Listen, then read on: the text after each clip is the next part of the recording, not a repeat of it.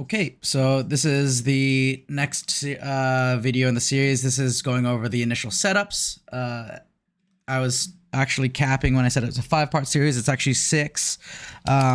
In doing that last portion, I did realize that we do need to do soft draws, and that deserves its own segment on its own, just because they can get complicated.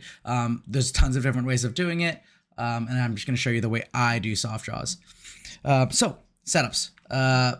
So under the manufacturer tab, which is where we primarily are going to be working, we're going to see the setup. Now there's multiple places where you can do setup. You can right click on the setups thingy on the left in the tree, or you can click this one at the top, whatever you want. So here in setups, we actually decide what machine we're using. We decide the origin, the orientation, and the stock size that we're using. Some things to consider. You always want your stock to be bigger than your part, especially in the Z direction. And right now I have the Z direction pointed in the wrong way, but I'm just thinking about how I'm actually going to mill this. So I'm going to come from the top.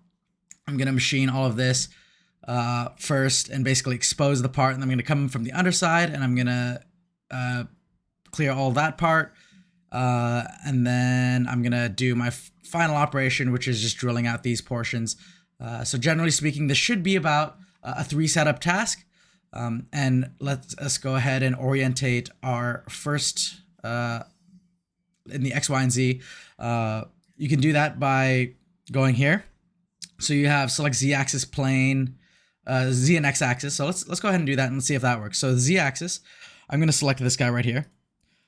Okay, that's the Z axis is not going in the right direction, but it's in the right orientation. And then the X axis is good. But I'll just go ahead and select something for it anyways. So we're going to just flip the X axis and then, flip the Z axis to make sure it's pointing up.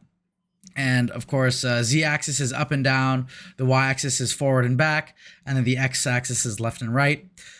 So now that we're oriented in the correct place, let's go ahead and pick a point in which we want to actually origin off of.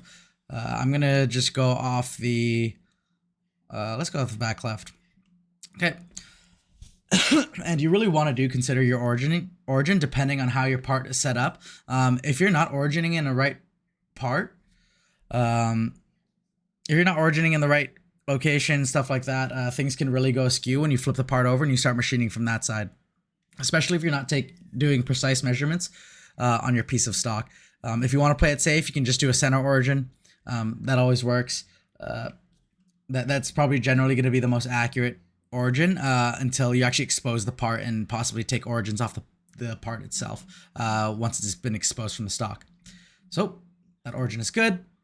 And we'll go ahead and choose our stock width. So this thing is pretty big. This piece of stock, it's 12 inches long. It's a foot long. Our depth looks solid. That's good, 1.5. Our Z. Now, if you'll notice our Z, it's really, we don't have a lot of breathing room here. It's pretty close. If we want to actually machine this, we might get kind of close to the vise just because of this weird geometry. But just thinking ahead, and this is not really something that's set in stone, but you'll kind of gain over time, like the knowledge of how to machine and where your vise is located and everything. Generally speaking, I would want to have a larger piece of stock in order to do this in terms of the Z direction, but because of this geometry right here, I'm totally fine with leaving it how it is. In reality though, you do want to make sure that your dimensions are very accurate in terms pretty accurate in the X and Y, but very accurate in the Z. And that's just because sometimes when we're machining, we really need to get close to the vise to expose as much of the part as possible. And there's a couple tricks that we can do to actually do that. But that's enough of that. Let's go ahead and do our first setup. So our first setup is complete. And just to go ahead, I'm going to do something real quickly, and we'll cover this more in the next one. Use roughing end mill, heights. Like I said, I will cover this more extensively, but I just want to continue on to the next setups to show you guys a little trick. We'll do that. We'll go -0.1. And then this is just a clearing operation. Boom, boom, boom. It clears a bunch of stuff. We can kind of see what it does, but that's not the point of this segment of the video. So boom, clears. Okay, well, it kind of skipped. Okay, so that's our part. Cool. We machined a bunch of it. Now we want to flip it over. So for the next setup, we can go new setup. Now it's the exact same steps as before, except now we don't need to mess with our stock size. So all you do is you go to stock and you ensure that it says from preceding setup and continue rest machining. Now what continue rest machining pretty much does is it remembers what you machined. So I just did a 3D adaptive over here in one of our operations in our previous setup. It'll basically remember what you did. So now when we do this, let me just go ahead, change the origin to what I think it would be.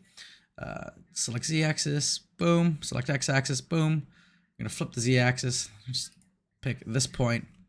Oops, let's flip that X-axis. Okay, that's the orientation I wanted in.